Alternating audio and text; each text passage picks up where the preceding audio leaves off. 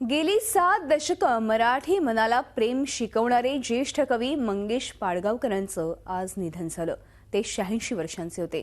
बालकाव्यापासून तर प्रेम कवितांपर्यंत सगळ्या नाट्य काव्यांपर्यंत कवितांच्या जगात वावरताना सारं आयुष्य साहित्य ब्रिटिशांच्या राजवटीत वेंगुर्ल्यात त्यांचं बालपण गेलं। त्यांनी मुंबई विद्यापीठातून मराठी आणि संस्कृत ह्या भाषा विषयात एम.ए. केलं। रुईया महाविद्यालयात प्राध्यापकी करता करता कवितांच्या जगात मुसाफिरी करणाऱ्या ह्या कवीचा पहिला काव्यसंग्रह 50च्या दशकात धारा नृत्य हा प्रसिद्ध झाला।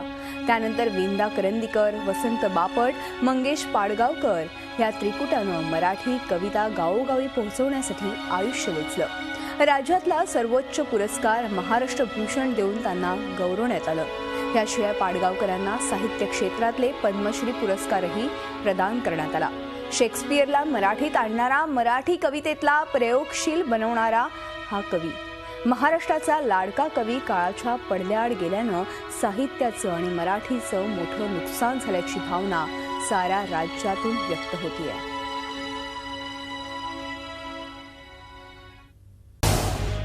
झी 24 तास रहा एक पाऊल पुढे।